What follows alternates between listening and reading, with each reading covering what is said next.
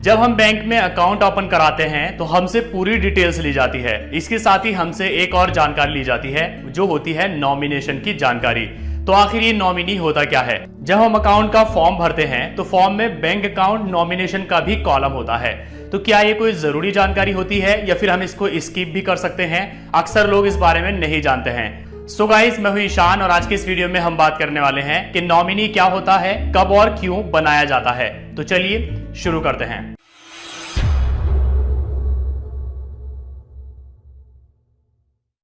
सबसे पहले हम बात करते हैं कि नॉमिनी होता कौन है। जिस पर्सन का बैंक में अकाउंट होता है तो वो उस खाते का अकाउंट होल्डर कहलाता है। अगर अकाउंट होल्डर की किसी कारण अचानक से मौत हो जाती है तो उसका जितना भी पैसा बैंक अकाउंट में होता है वो उसके नॉमिनी को दिया जाता है। मतलब नॉमिनी वो पर्सन होता है जो अकाउंट होल्डर की मौत के बाद उसके बैंक अकाउंट से पैसे लेने का हकदार होता है। चलिए हम बात करते हैं कि नॉमिनी क्यों बनाया जाता है। हम सभी को पता है कि अगर किसी अकाउंट होल्डर की मौत हो जाती है तो उसके अकाउंट से पैसे निकालना बहुत ही मुश्किल काम होता है। भले ही आप उसके सगे संबंधी है फिर भी आपको बहुत मुश्किलें आती है। लेकिन जब अकाउंट होल्डर नॉमिनी बना लेता है तो उसके पैसे निकालने में नॉमिनी को कोई परेशानी नहीं आती है। इसलिए हर किसी को अपने अकाउंट में अपने माता पिता, पत्नी या बच्चों में से किसी एक को नॉमिनी बना लेना चाहिए। चलिए हम बात करते हैं कि नॉमिनी कब बना सकते हैं। जब आप बैंक में अकाउंट ओपन करवाते हैं तो आपसे नॉमिनी बनाने के बारे में भी पूछा जाता है।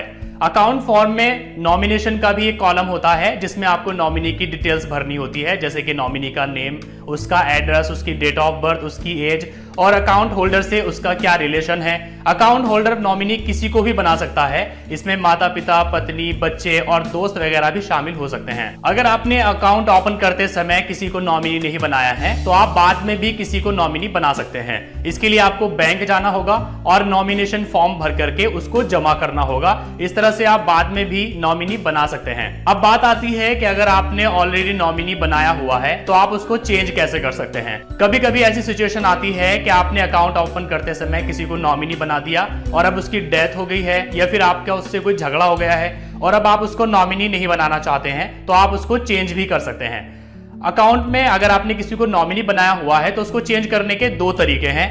या तो अगर आप नेट बैंकिंग यूज करते हैं तो आप नेट बैंकिंग के थ्रू ही ऑनलाइन नॉमिनी चेंज कर सकते हैं, जैसे कि स्टेट बैंक ऑफ इंडिया की नेट बैंकिंग में भी ये फीचर दिया गया है। आप उसमें नॉमिनी सेक्शन में जाकर के वहां पर नॉमिनी को डिलीट भी कर सकते हैं और कोई न्यू नॉमिनी भी आप वहां पर ऐड कर सकते हैं। दूसरा तरीका यह है कि आपको बैंक में जाना पड़ेगा, वहां से आपको एक नॉमिनेशन फॉर्म मिलता है।